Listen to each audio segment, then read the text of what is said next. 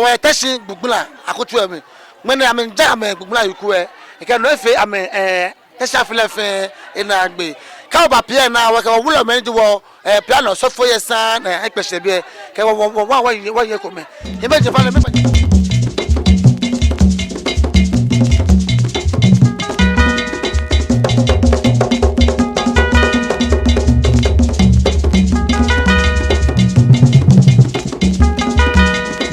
Watch Akɛɛ on Reeby television this and every Saturday at 4:30 p.m. Akɛɛ noni ule ubali.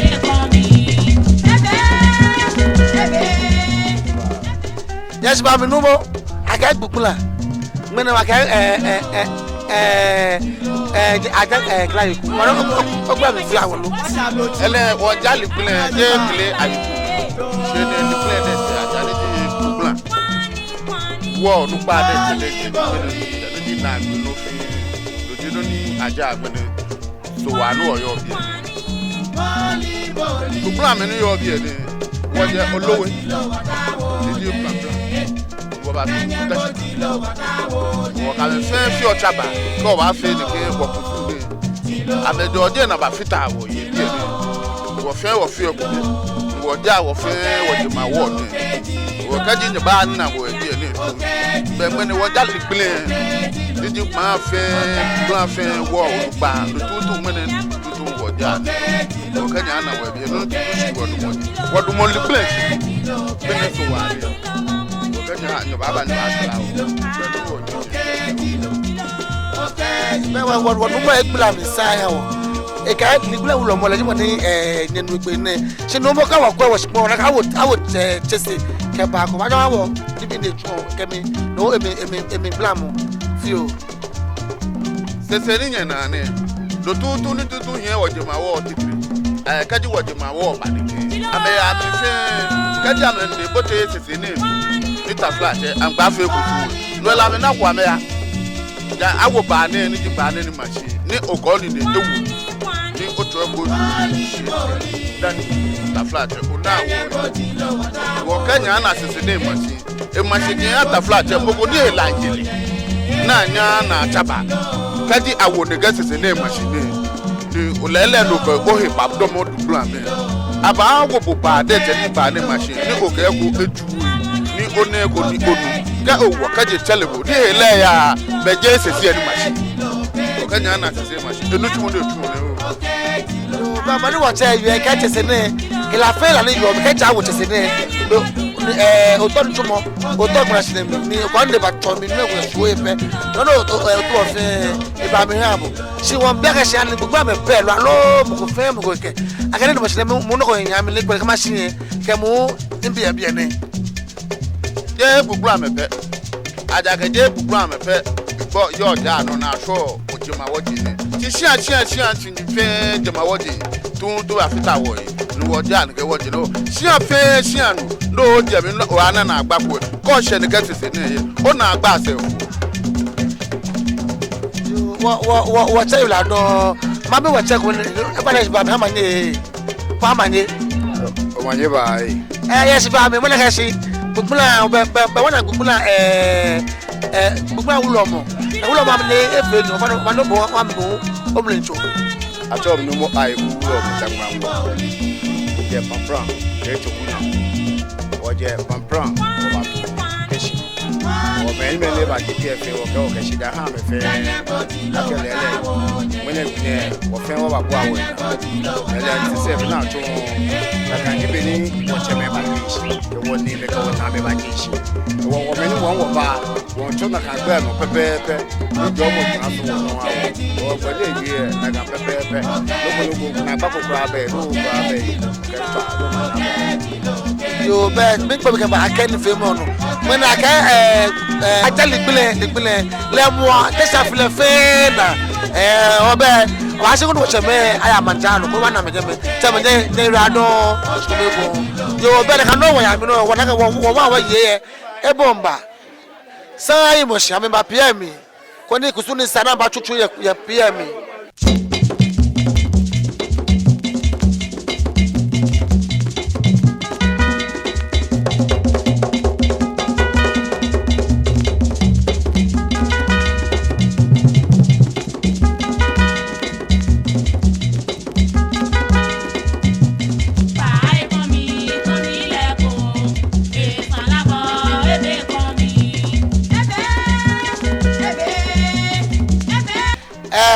Akɛɛ ni femo onu na ya Reeby TV no kaji Odotei no kono subscribe kono like no share ham femo kono kana mo bi fa na kashi no ko ya gadan mi ami ko be ko wa ya lible ni gbogbo akotu ami wo ya me pie na ngana Akɛɛ amenja amejama wo wulu no lible Teshie fe na keta mo se ho je no ja fe na mo jaja wo je fe na ja na gbe gbula no dani afile iba na gbe ene wo ka wo nye ko awo amanye manya abla o man ogbe aye awo aye ni aye be wo me wa nu ni anse wo nye awo yo se ka to le ni aye for wa no gbula o mi ni no na to ni aye ha wo o fa ni libre bene ba enyemi ji aye no ekele ba no tafi oko ni ba ta le taya lo no ni tafi oko ba ni balake le ajire pe no ko ba mami no tele yi cho papa lo ba waje no we wo le hu egbe na ni ehin ene ni tun akeke bu e bi ayi bi jan lo ajake le taya wo no mo ko cho e ma se nke ba mami ni ba mu e bi ko ni ba nmelegbe koko Chamani aba. Awo yashiba me be mi chame gbula se se mi awo amecho no mi se efio agbene we wo na ga shi wo na tubibio ni PM wo yen ne awo PM ne ani mo frame kenyo ebetu am bo ndo machine ni wo nje me ma bete ma kan ma wo lo no kam yo wo jano ko ngbo na kano ko ngbo na ni hela ko yebu e le ka ke bo ba je me lo poje ye eleta ke manu shabaje mo ko fam ko no ebetu PM sija kusu fi le pe wo ye pe na manyo na me betu PM yo awo iwula do sija shiba mi yani mo na ba ja wo do awo wulu ne ani atu ko me yin o mo lo ko me ye yin enwo no di first aye ka aye afi agbe na no le first aja ka aja ba aja kele ayiku ka aja kele ayiku e abaja kumi ka aja kumi e abaja gbugbu ayiku ka aja gbugbu ayiku da na ba gba legble aba ba legble oba sabu ka aja sabu ka ba legble wo awo aye dula don awo bo mi body manye nye ke na kano maka wo ba o de manye manye ba be wo ke wo awo ni aye ewie na we gbura mi san e ha wo be ndo se be ke agbe akuso fe na ni ya agbe mo ke ya agbe mo e ba no jinu ona fe fa agbe na ka ba ja legble da na epe ebi ka pe ko bo ni ne ya sese ne ni nke yi ife be wo ra no ko me ko be wo ya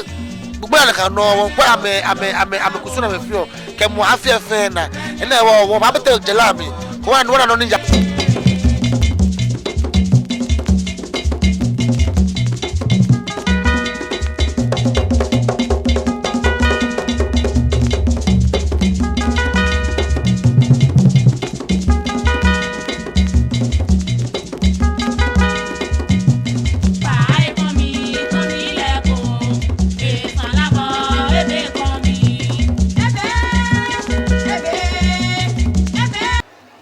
Mama ntonye nkenye abada bi Teshie sa eso eko me na afio aka me na amenja me duguna bi amenja me ma wo uru eko bi ndo be na ke wa sabacha me eko me asabacha ba na mo body manye manja ni wa bra yin tenyu o ten hey wo jogba just ba me aka me na nyenja ligbele fa ni le tun tu nu wa tun tu je wo ya me le so wa ni nu wa egbi tun ne wo nje ke mi jele ko gbe na wo agbe na nu mo fa na ha wo gbe ka omlin to sham loje atomi asafoche na ma third nje ni mama oletewe ye sanshi shiami o fane biji atufuche tayi fe atufuche le isafoche ni nyu iseke ya efiai diji ni mama na ma third yo baba nu me ye gbe keji wo Teshie atufuche fa Teshie was shikato lo fa la je police allo e bulole e fa ka US no wa shiba ba ka ji ligbule be jama afin am wajinye rojo ni mu Teshie afia fe na me no oyo ka mo ye he yo nye wa don ke ochinu akọ jetu money oblanu ni domo maseni atole asawache adizo eje obu abanwe ye fakọ ichi ami le domo kono ye bagugbe ni lele aka kusun gbowe keji osabu ja ewon we gbe na lele gbele yi dumo keja agbe afile na tige no folote kusoko kada wo se afi ego ba na gbe no enya no mo ara ka so yen tu fa be to no yen toy gan ni ani tuni aka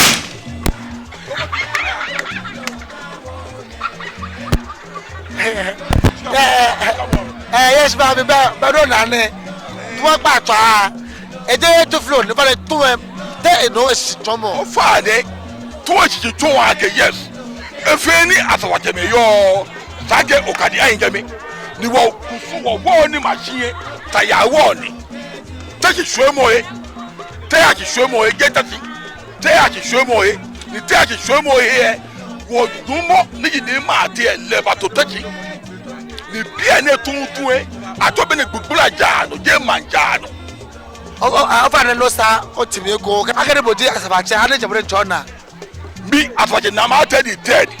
bi ke man bi fe ke je fi age ato bia ne tuntu ke gbugula jano wo ji e fe ni obi e fe wo gbugula me wo no ni wo ato bi ene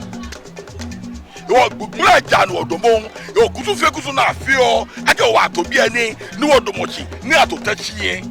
wo tuntu wo gbugula me wo tuntu wo no ni obi ni gbugula jano ni je man jano ni do bi o fi okusu fe ye alagbe mi ji o agbe na kwagbaju e bi e no ji wo na agbe yo abala bi pelu wo che egbe ke je me fenile shimo na ni wo le sa ke bi e je man jano shimo gbugula jano yo asbache ni adiso ko be ko bo won ba o de manje ba oye sai to twa mi wa de nche eyin sai mi wa de nche mo na mi jino bo o fe ma mi ni on beji gbugula asmache be fe mi tele ami ke fa mo go fa ka o fa mo go fa jo mo ka je sana gbara mi ju gba acho wo mi lo le ka o fa mo go fa ke manche mi ti ko kenje ke manche ti ko le na mi asmache mo go fa gbugula pe lo alo Teshie fe gbugula pe ta be boje mo ni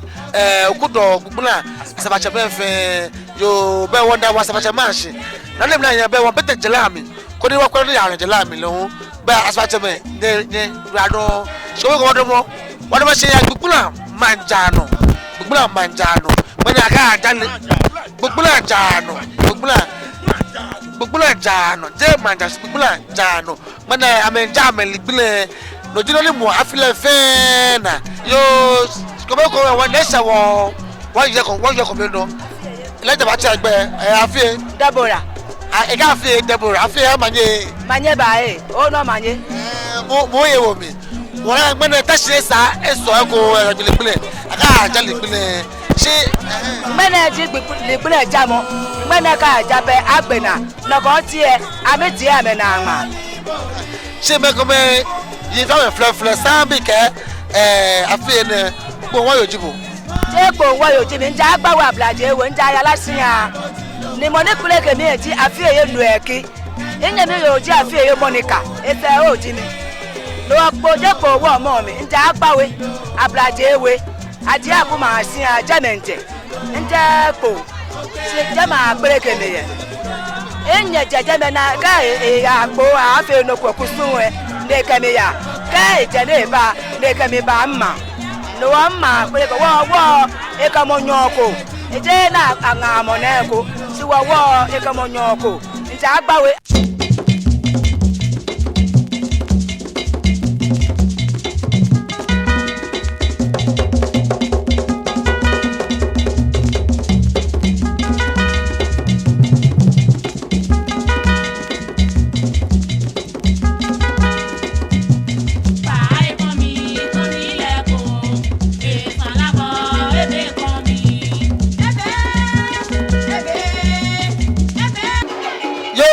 Tomeko abarabi tabane inkenya yue ha wa gbuna me naka no shimo bebe ne to ya no ne anya waja ye wona wanya wo ko be be ne egbe na cho gbe efe wo yin fe ya ke jano wo yo ene wo cho be kele ko wo be egbe alo eduto bote fara mo ofane wo baba ne manya abla mana ogbe acho me jano yo fara mo ji jano yo bo ni gbuna jano yo fako iwe jano yo amene ji ogbena lo onutumo ye shia oba na edu awon ye amenya jibi edu awon ye ni same ya me aga mbini wo be no bi ba school no ba kwole na ka no nko me ye won mi na me ya fefo bana ka odu o ha me boko no nsi o sa ma samla ka cha lo to odu ha me te oba na meju okrobo ro ka pa krobo ame pa krobo ni ju ame e ka gbe ni wa me pada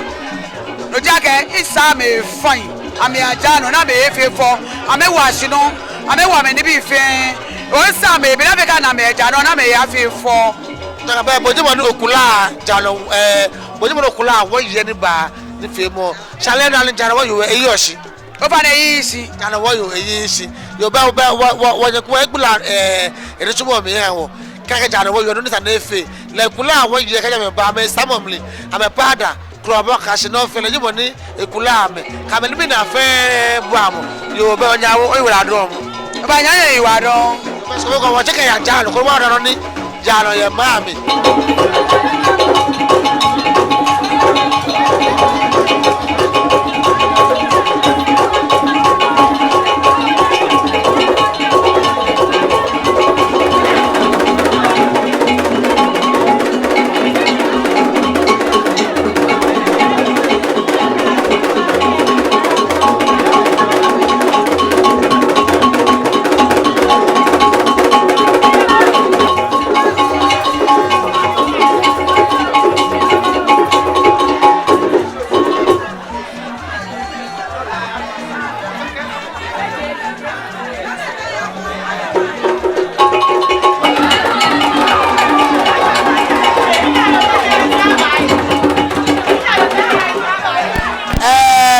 Akɛɛ mene aja libile ni wana kasi wa mi lo ye abe mamade wa bona me twa mile ni mile fe ko ke awala abashaka mi fe wana agbe no wa twa be ke wa mi lo ye fa nya wa ma ye de manye maye djuna afi wa fe wo no ke wo afi akan mene suwani ma suwani mene wo Teshie afile fe mene ji wo na agbe pra ni wo mu no fia no na ke afile ba ka mele yo me nyegbe to dade acho dade foi keji dade gbe dade no onue boni dade gbo dade no wo gbe ji dade foi yo badon wa tawale jakeshi yes ba mi wana kashi mile fe ko ke egbe mo fe ke eyile wo to wona problem ke tricks boni ne fe nya yo si o lala ke mile ile ke do fe bene yo le pe je ake wo mile nu wo shio we no ni wo chole pele ko wa ko enmene ju short pele eye lala ni ewo ni akeshio ehanle we ko no achole me ele wu ye lala ni ewo na akeshio ale mene tutu shi wo do mo ne wa je ni wo ja na efe ye plan ke li play fe me edomo shi ke ame wo wo ya igbe la won edomo shi ana kan no la wo ke we jonu wo shio ehanle we tigale na kan tigale la wo ke we jonu wo shi ehanle Jowa ya mi start bi ni ke amewe ke no ni wo twa eham yo mama ba shi de dade fo ni ani atoso yan lo no to boni mo no de mo ka no ni yo be ja ke no fia no ke obaje san o kase ni wa ya me bi ni kule ta faje so mo tumi me kase organ twa mo gbe kase gintai mo gbe kase drums twa na ga no ji wo be ni wo yen ni wo kase na ka ma je ni bi efe ni yen ni ko gabote so mo tumi itwa jazz itwa agbon itwa no fia no eso mo tumi won kase ni ehun kegbe ile oni ibon itwa wo le ko kase e lo bale shimugo enu le hun ta franje ne ba afole awomi ake ne ba ne le won joji no ni iba ya ge ewo ku fe ye won ene yo le ba wa jama ra do egbe dade fo ya mi ni tumo mi hawo so be se tumo kasi dade fo ne kene ame yo ame hefe alo Teshie kometo pe je ame yo ame mile Teshie ne ke wo Teshie da de fu ni wo ya if man fe man no wo ya jame keji bene yo be je Akɛɛ keji acheku wo ya ko shika mu ko fe loko na echewo obaya wo je mo ba na wo ya ba abarabe ba le wa nyame yame gbemekene se mo yo mo kometo ko ni nu egbe swani akegbe o da de fu aye gbo wa ninu e maso ni no e be na o je na ni yo mo temi chi wa de nche ke gba fa ne ya sa ke be pie won je ko ni to confirm ko me ka me ndo e ne je bo nye to am na ji ye ni be temi ko ne ko ta flat e ebu mo alo won ta ba te ko le o to wa le ko ne pe ne ani ni fito mo e do ani na ka no ko ye me lo fie me Akɛɛ to me no wi ne ke wi mo ne akegbe wodade fu ai wo wa ta flat ka fra wa je bo apon ta Akɛɛ de fi o te ta flat ka mo ko bi ete son mo mi de ba ni kase mo ni bodade fu nyo ba bi le so mo keji egbe ne na do aka ko toto na ji pe mi na ka akegbe wo igwo ta flat je konfo ani yo ta flat ame ke bule ha dade o konfo ya egbe ni keji chele na asojo egbe ni ibatu o mi eyan papa de baba ta se le twa eyan le ni ejuo so konfo efe na kam o konfo ba ta la shinwo cheme bo ba sojo eyan me bo no wa to mi bo ba ji mi lenu ka si time ni ame baba ame bo gang ni gang na me boy wo na kan gang yo ame kuma ga konfo a sane hye nyawo ni ebajo emla na de nyawo aba hye nyawo hu equipe le ka wo hia alo egele fefe kuma me hia ta ni nyawo ba hia na ka ta me konfo aga hio shani aga chose bi na kan brema bi eba wona metu ekoka wodan singmene ngene no wona le sole kura ngene wona so ba na wala je le kan ne kan ko ba me yo jo ba wa chabo wo mo de banye maje bai ke ko ba ni ojo mi le ni onyo taki o mi le ba no pe ke o ton mo ya jojo gba o fe ma ga wo to amegu si nyame nu no na ewie ibala ke tafra je o konfo wo bin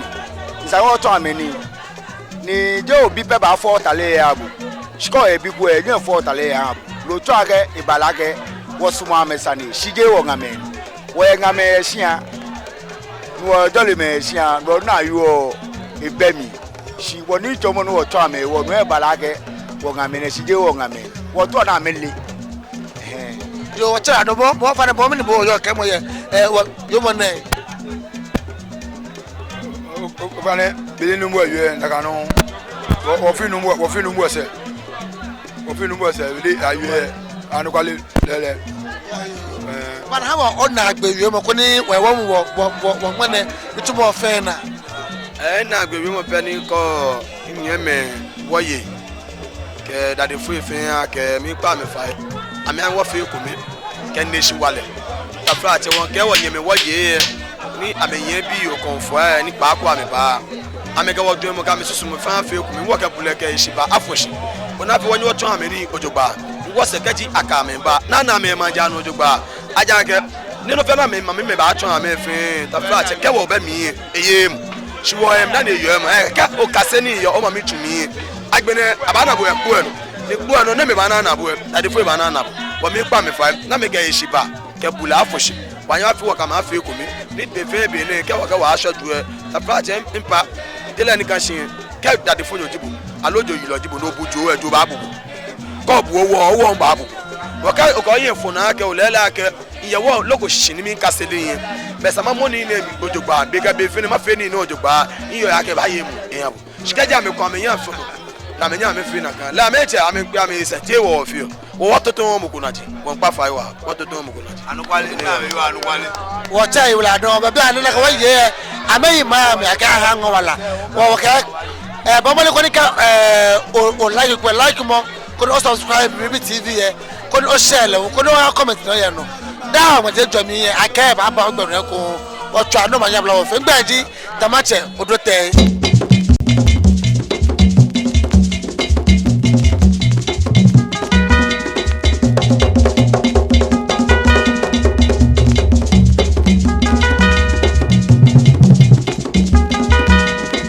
Watch Akɛɛ on Reeby Television this and every Saturday at 4:30 p.m. Akɛɛ noni ule ubali.